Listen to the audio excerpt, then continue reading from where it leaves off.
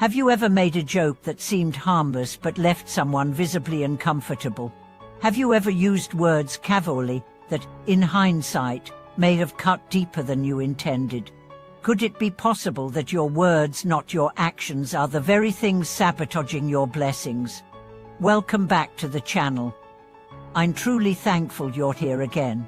Today, we are addressing a subtle yet deeply consequential force that shapes your destiny more than you might think: the power of speech, and more specifically, the karmic destruction caused by frivolous or harmful language. It may come as a surprise, but spiritual masters across traditions have warned for centuries that careless words can do more harm than evil actions. Why? Because words enter the mind, echo in the heart, and can ripple across lifetimes. And the most dangerous kind of words are not the angry ones, they're the sweet, seductive, twisted ones that make others smile on the outside while corroding their soul on the inside. Let's explore the nature of these words. In spiritual doctrine, they are called ornate speech, flirtatious words, or decorated lies, phrases that sound beautiful but serve no noble purpose. Words that arouse desire, spread lust, demean purity, or provoke emotional imbalance. They entertain the crowd but dishonor the spirit. Imagine someone cracking a sexual joke at a dinner table. Laughter erupts. Everyone moves on. But in that moment, a seed was planted in minds, in hearts, in karmic records. The joke may have lasted 5 seconds, but the ripple effect may last lifetimes. This is the karmic reality of speech. A revered teacher once said, "To cut a person's body is a crime, but to cut a person's mind with words is a karmic debt that returns 1,000-fold." Let's unpack why. Words are sound, and sound is vibration. Vibration is the first building block of creation. The universe was spoken into existence in many traditions. What you say is not symbolic, it is energetic. Every word carries intent. Every phrase shapes reality. Every syllable echoes into the field of your life. This is why the scriptures list 4 primary karmic dangers from the false speech, divisive speech, harsh speech, and seductive or foolish speech. The last one, seductive speech, is often overlooked. Why? Because society glamorizes it. Comedians thrive on it. Celebrities profit from it. Social media encourages it. But spiritually, it's poison dressed in perfume. Here's a story. A popular radio host once made his career telling raunchy jokes. He was beloved for being unfiltered, bold, and funny. But at age 45, his health declined rapidly. Doctors couldn't explain why. He had nightmares, panic attacks, and an overwhelming sense of dread. During one of these episodes, he dreamt of hundreds of faceless beings surrounding him, accusing him, "You lit the fire of desire in our minds.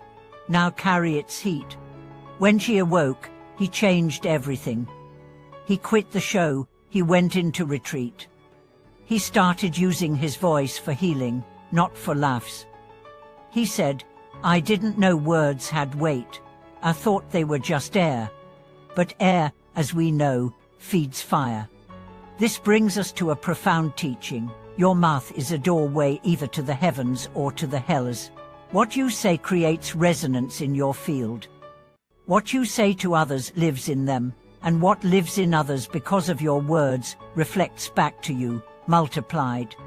Now let's talk about seductive or frivolous speech in daily life. It's not just public figures.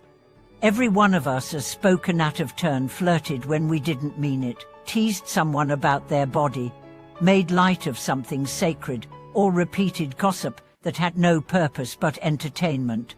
Even the sentence, "You look hot today," can carry enormous karmic implication if it ignites craving, pride, or confusion in the listener. It's not about Puritanism, it's about responsibility. We live in an age where freedom of speech is celebrated, and freedom is sacred.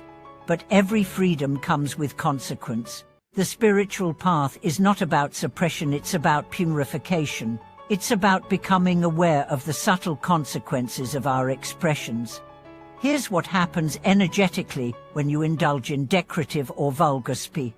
You weaken your energetic field. You open portals to lower frequency attachments. You accumulate speech karma that manifests as confusion, broken relationships, financial instability, and even physical ailments. You draw in beings who feed on lust, chaos, and conflict, and they enter through your words. Now compare that to someone who uses their words with care. Their presence calms others. Their relationships deepen. Their inner clarity grows. They attract divine protection because their vibration is trustworthy. This is why spiritual texts urge practitioners to guard their tongue as they would their heart, because in many ways, the tongue is the heart exposed. You can think of your speech like planting seeds. Jokes filled with lust are seeds, complaints are seeds, sarcasm is a seed, praise is a seed, blessings are seeds, and what you water with repetition grows. Imagine this. Every time you say something unwholesome, a ripple of energy leaves your throat and begins a journey. It enters someone's mind, stirs a thought. That thought becomes a feeling. That feeling becomes an action.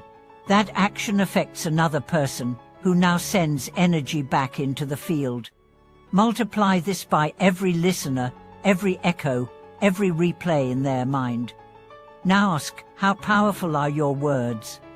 Now consider the alternative. Imagine your words blessing strangers, calming a child, encouraging a friend, uplifting a stranger, defusing conflict, silencing hate, raising the sacred, reflecting truth. The ripple effect is just as real, and in that ripple, your merit accumulates. So what can we do? First, become aware. Before you speak, ask, is this true? Is it necessary? Is it kind? Will it plant wholesome seeds? Second, practice silence, not as withdrawal, but as power. In silence, you conserve energy, you hear more, you become more intentional. Silence is the womb of wisdom. Third, if you've spoken harmful lie, make amends, not through guilt but for clarity. Use your voice now to correct, to bless, to cleanse. Speak apologies, yes, but more importantly, speak healing. Fourth, chant. Mantras, sacred names, affirmations, not as ritual, but as recalibration. When your mouth is filled with light, darkness cannot enter. Lastly, commit to reverence. Words are not tools, they are extensions of your soul. Treat them as holy. One day, your speech may become so pure, so aligned, that your words heal on contact, that your blessings manifest instantly, that your silence transmits peace, that your voice becomes prayer. This is possible. This is sacred speech. This is your potential. Thank you for watching this video. If this message stirred your heart or challenged your thinking, let us know in the comments. Share your journey with words. And if you feel inspired to continue this path of awareness, subscribe, like, and stay with us. There's more light where this came from. See you next time.